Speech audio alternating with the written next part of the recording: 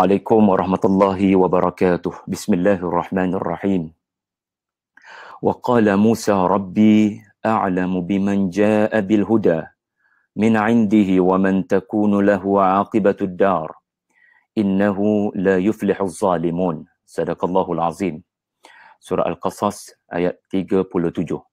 Lebih kurang terjemahannya, dan berkata Musa kepada Firaun, Tuhanku yang memeliharaku, dia lebih mengetahui siapakah sebenarnya yang datang dengan petunjuk dari sisinya dan siapa yang akan mempunyai kesudahan yang baik di akhirat nanti. Sesungguhnya innahu la yuflihul zalimun. Sesungguhnya kafir, seseorang yang zalim tidak akan berjaya, tidak akan dimenangkan.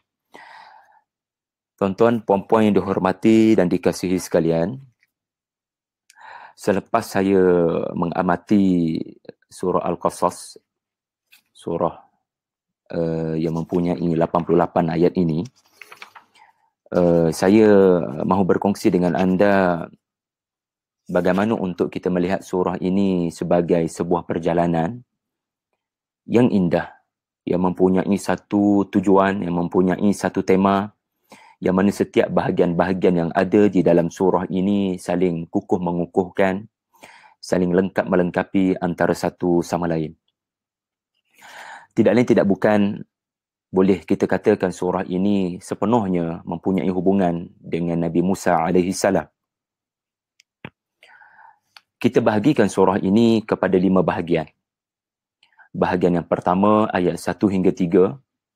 Bahagian yang kedua adalah bahagian yang paling panjang, hampir 6 muka surat, ayat 4 hingga ayat 43. Kemudian bahagian yang ketiga, ayat 44 hingga 60. Dan bahagian yang keempat, ayat 61 hingga 84. Dan bahagian yang terakhir, ayat 85 hingga 88. Kepada yang mahu mencatat ataupun mengambil nota, boleh catatkan beberapa tema yang ada kepada setiap bahagian ini. Ayat 1 hingga 3 mengenai kedudukan Al-Quran, keagungan Al-Quran. Ayat 4 hingga 43 mengenai kisah Nabi Musa alaihissalam.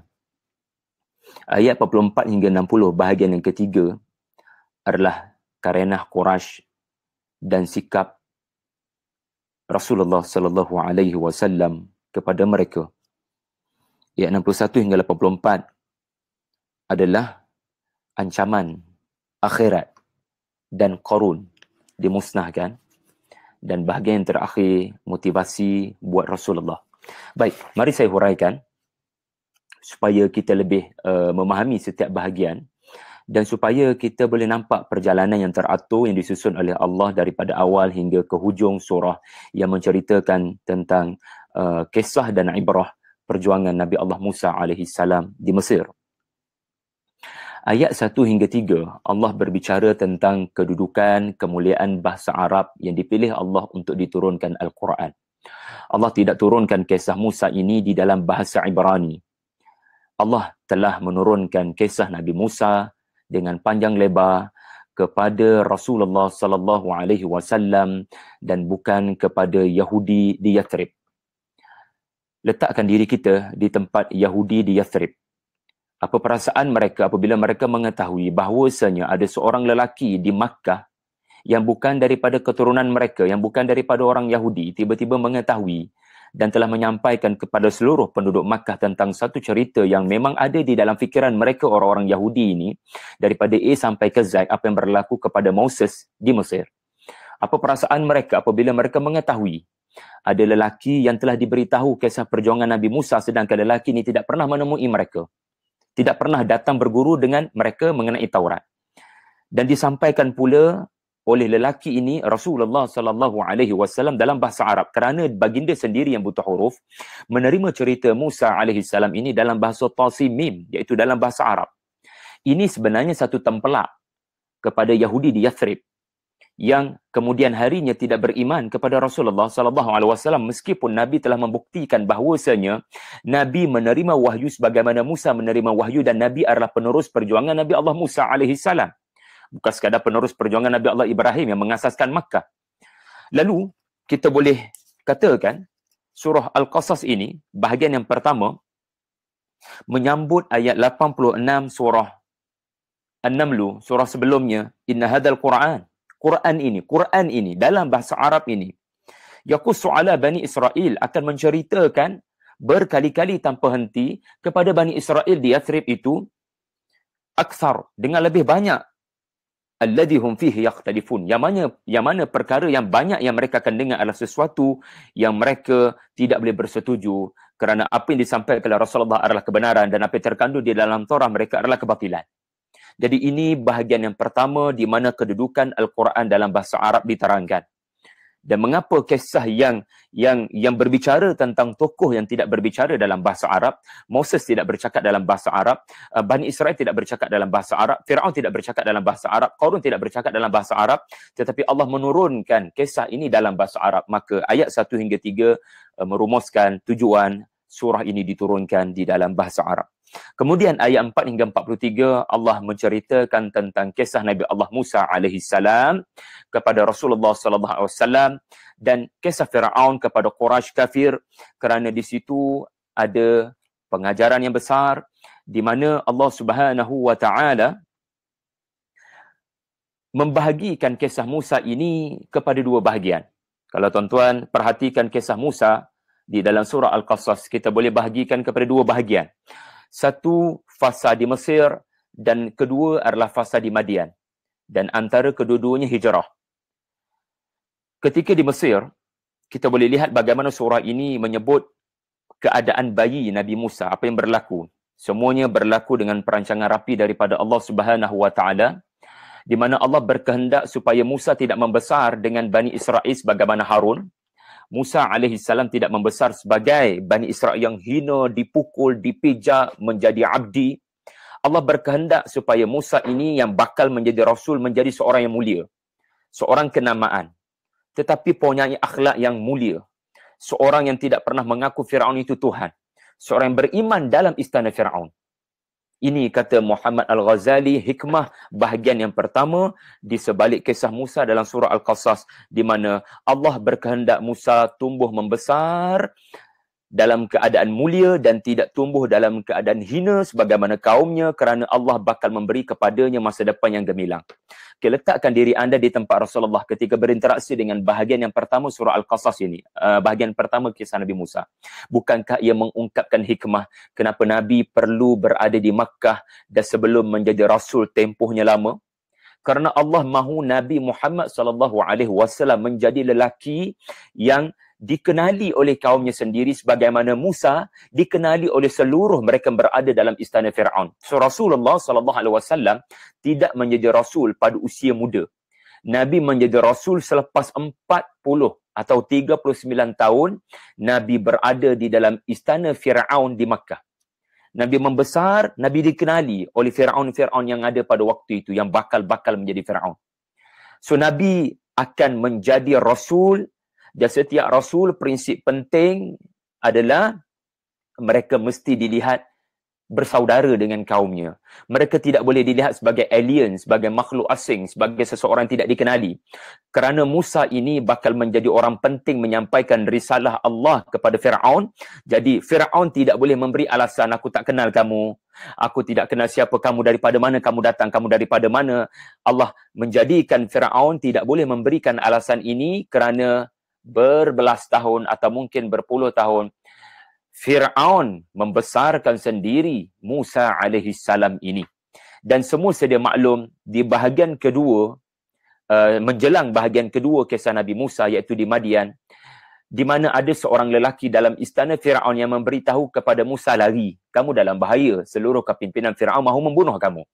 Para ulama kita memahami lelaki ini adalah lelaki yang muncul dalam surah Ghafir. Lelaki yang beriman yang memberikan nasihat kepada Fir'aun.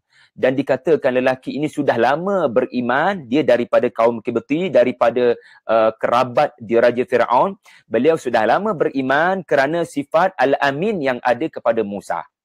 Walaupun Musa belum menjadi Rasul, walaupun Musa belum meninggalkan istana Mesir, tetapi kerana akhlak Nabi Musa alaihissalam sebelum kenabian, membesar dalam istana Fir'aun dengan akhlak al-amin, dengan akhlak yang amanah. Walamma balagha ashuddahu wastawa atainahu hukman wa ilma.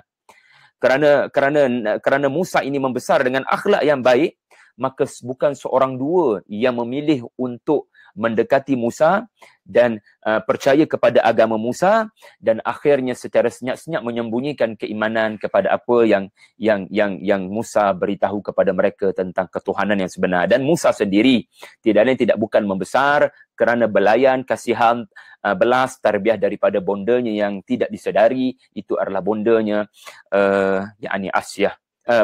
Yakni ibunya yang menyusukannya di dalam istana Firaun. Ini bahagian pertama kisah Nabi Musa dalam surah Al-Qasas. Hikmahnya adalah supaya Nabi memahami kenapa dia kena berada di Makkah. 40 plus 13. Kerana Nabi perlu benar-benar menonjolkan sikap dan akhlaknya sehingga ramai yang akan beriman kepada Rasulullah bukan hanya kerana risalahnya, tetapi kerana akhlak Rasulullah sebagaimana akhlak Musa telah menyebabkan seorang lelaki telah memilih untuk beriman secara bersembunyi dan memberitahu berita yang beliau akan dibunuh. Kemudian tirai kisah Nabi Musa dalam surah Al-Qasas adalah Madian. Madian berlaku selepas hijrah. Jadi Nabi memahami kisah Madian adalah kisah di mana Nabi bakal melakukan apa yang dilakukan oleh Musa alaihissalam. Dan apabila Musa mendarat di Madian, beliau mendapat rezeki daripada Allah yang tidak diduga hanya kerana dia membantu. Dia membantu dua orang wanita. Jadi ini adalah motivasi untuk Rasulullah dan para sahabat bila mereka berinteraksi dengan bahagian kedua kisah Musa dalam surah Al-Qasas, di mana jangan kamu tak yakin pada Allah bila kamu tinggalkan Mesir sehelai sepinggang, sebagaimana kamu meninggalkan Makkah, Allah akan memberikan kamu rezeki. Kamu tak percaya, kamu tengok kisah Nabi Musa alaihi salam, bagaimana Allah menganugerahkan rezeki kepada Musa, dianugerahkan kepadanya keluarga, dianugerahkan kepadanya Ansar, Syekhun Kabir yang memahami permasalahannya. Dan kita dapat lihat bagaimana bila Nabi SAW berhijrah, di antara hikmah Allah mahu Nabi berhijrah supaya kalaupun tidak Nabi, supaya para sahabat tidak terkena penyakit kekufuran dan kezaliman di Makkah. Jadi tidak boleh terlalu berada lama di Makkah ini. Kalau Rasulullah itu ada kekuatan tetapi para sahabat belum tentu. Jadi untuk menyelamatkan akidah para sahabat ini supaya tidak murtad dan supaya tidak menjadi orang yang lemah pegangan imannya, maka dihijrahkan Nabi dan para sahabat, dan ini lebih diperincikan di dalam surah selepas Al-Qasas, surah Al-Ankabut. Dan anda boleh lihat bagaimana saya akan ulas nanti di bahagian terakhir. Nabi dididik oleh Allah untuk melafazkan doa-doa yang Musa lafaz menjelang beliau berhijrah dan semasa beliau berhijrah. Saya ulang balik. Musa dalam bahagian yang kedua anda akan temui doanya sebelum beliau berhijrah dan semasa beliau berhijrah. Dan perhatikan nanti di bahagian yang kelima, yang mana dikatakan ayat ini turun ketika Nabi juga dalam perjalanan meninggalkan Makkah. Nabi dididik dalam bahagian yang kelima surah ini untuk belajar daripada Musa alaihissalam, menuturkan semula doa yang diungkapkan oleh Nabi Musa alaihissalam. Ini cara Allah didik Nabi untuk tadabbur dengan mengamalkan doa tersebut dan memahaminya. Kemudian bahagian yang ketiga ayat 44 hingga 60, kita mungkin menyebutnya sebagai ancaman, kita mungkin menyebutkannya sebagai karenah Quraisy kepada Al-Quran, tetapi ia tetap mempunyai hubungan dengan kisah Nabi Musa. Pertama sekali kalau anda perhatikan ayat 44, 45, 46, di sini Allah hubungkan dulu Nabi Musa dengan Rasulullah. Kemudian lepas tu Allah hubungkan Quraisy dengan Firaun, dan Allah hubungkan Yahudi dengan Firaun. Kemudian Allah hubungkan Quran dengan Taurat. Subhanallah. Ia mempunyai kaitan dengan apa yang dibawa oleh Musa, kepada siapa Musa diutuskan dan apa yang Musa terima. Lihat bahagian yang ketiga, Musa dihubungkan dengan Rasulullah. Wa ma kunta bijanibil gharbi wa ma kunta thawiyan fi ahli Madyan wa ma kunta bijanibit tur. Subhanallah. Musa alaihi salam dihubungkan dengan Rasulullah sallallahu alaihi wasallam. Nabi, kamu tidak berada di tempat Musa terima semua-semua ini. So hargai apa yang aku ceritakan kepada kamu tentang Musa. Kemudian perangai Quraisy dihubungkan dengan perangai Firaun. Sama sahaja penyakit Firaun dengan penyakit Quraisy. Contoh, kita dapat lihat pada ayat 48 di mana falamma ja'ahumul haqqu min 'indina qalu laula utiya mithla ma utiya Musa.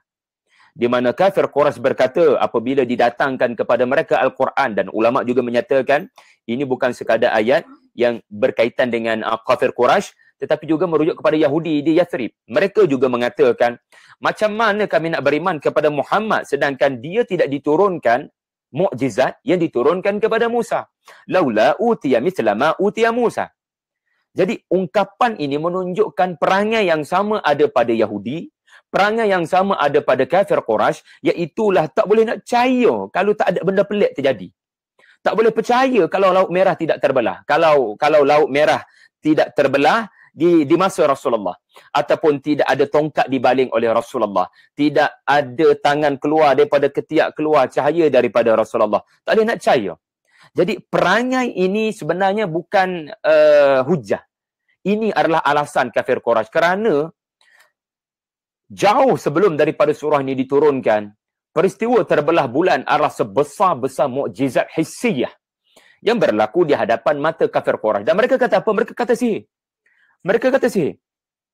Sebesar-besar mukjizat yang tidak pernah berlaku kepada Nabi Musa sekalipun, mereka kata sihir.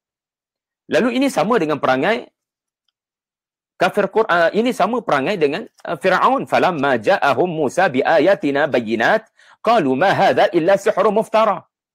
Iaitu ayat 36. Kemudian Allah hubungkan Al-Quran dengan Taurat. Subhanallah. Contoh, Allah hubungkan Al-Quran dengan Taurat daripada ayat 52.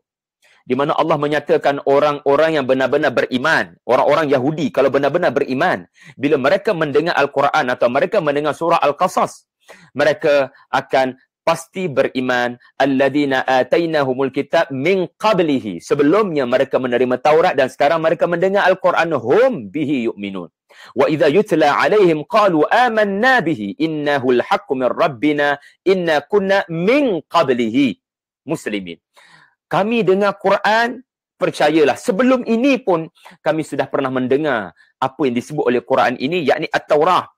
Dan kami sebenarnya bukan baru menjadi Muslim. Taurah telah menyebabkan kami Muslim. Inilah Abdullah bin Salam dan orang-orang Yahudi yang benar-benar beriman kepada Allah Subhanahu Wa Taala. Mereka tidak akan memberi sebarang alasan. Dan sebagaimana Quraisy. Ulaika yu'tuna ajrahum marratain. Mereka diberikan ganjaran oleh Allah 2 kali lipat, 2 kali ganda. Kenapa? Ulama kata apa? Ganjaran memahami Taurat plus ganjaran memahami Al-Quran. Mereka dapat kedua-dua pahala ini sekaligus. Subhanallah. Kemudian kita berada di bahagian yang keempat. Tetapi sebelum itu perlu diingatkan, bahagian yang ketiga meninggalkan anda dengan bumi Makkah. Bahagian yang ketiga ini menyebabkan Rasulullah memahami yang baginda akan meninggalkan Makkah sebagaimana Musa meninggalkan Mesir. Kenapa jadi begini? Kenapa Nabi menangis ketika meninggalkan Makkah? Lalu Allah menyebut dalam ayat 52, innaka la tahdi man ahbabta walakinnallaha yahdi man yasha. 13 tahun. Ini kesimpulannya ya Rasulullah. Aku ingin mentarbiah kamu, mendidik kamu ya Rasulullah. Hidayah bukan di tanganmu. Hidayah berada di tangan Allah. Kamu hanya menyampaikan.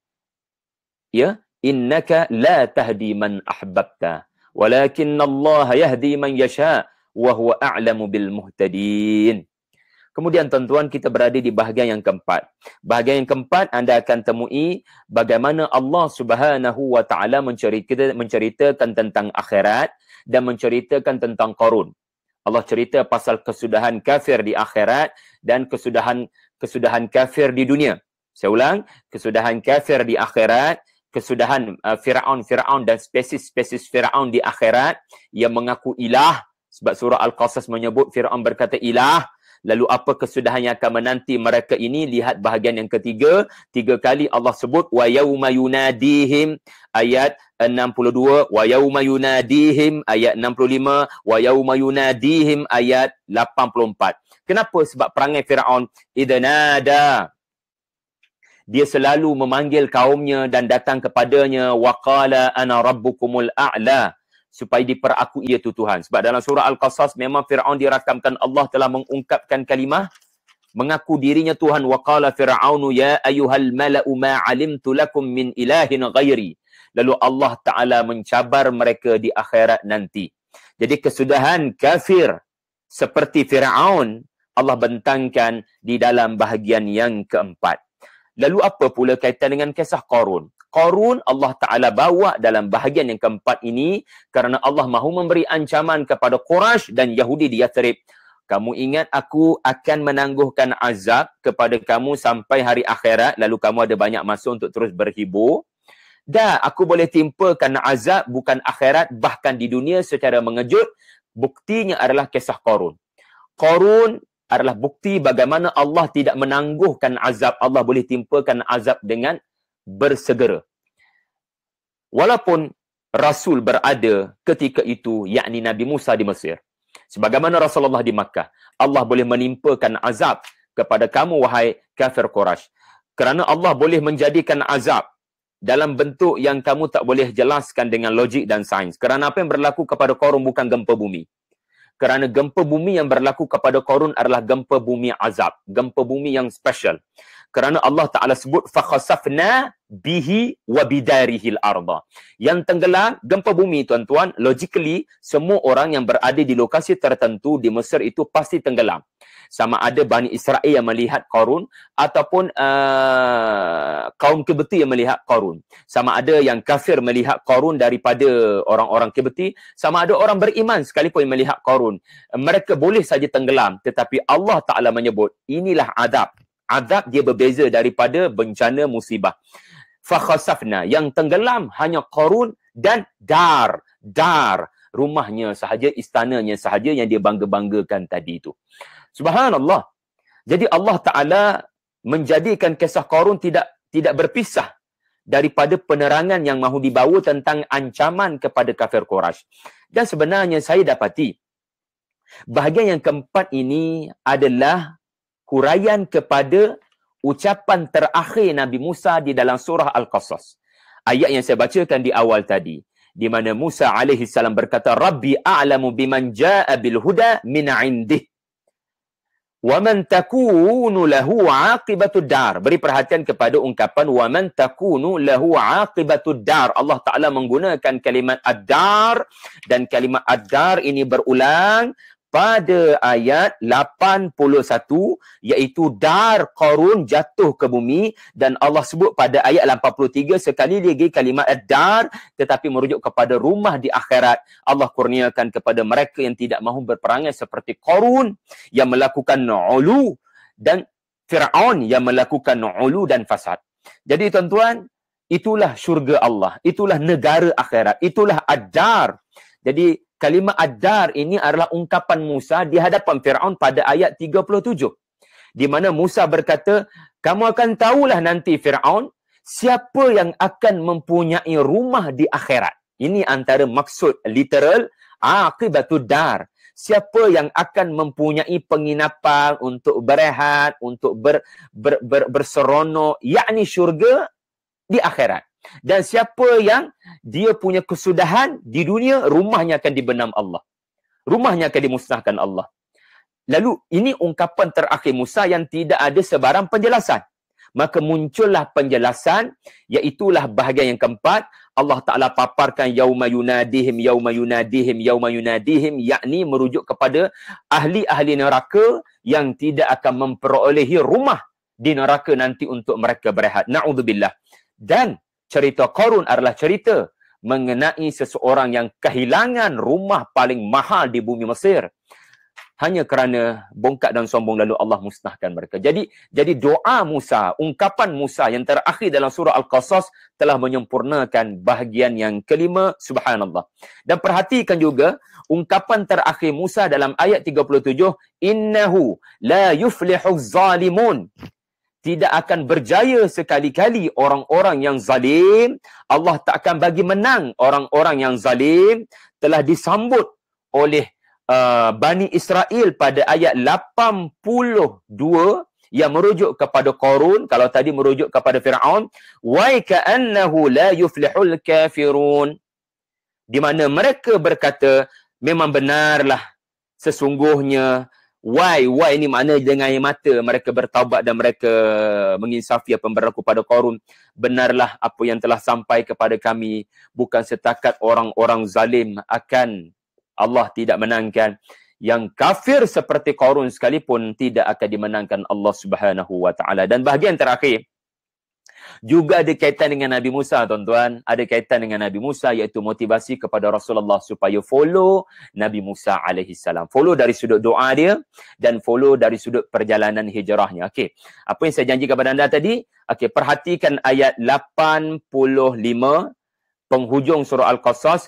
Qur rabbi a'lamu man jaa'a bil huda wa man huwa fi dhalalin mubin. Nabi diperintahkan Allah untuk ucap sebagaimana ungkapan Nabi Allah Musa alaihi salam pada ayat yang saya bacakan tadi, iaitulah ayat 37. Musa kata, Rabbi a'lamu biman jaa'a bil huda. Rasulullah kena kata, Rabbi a'lamu man jaa'a bil huda.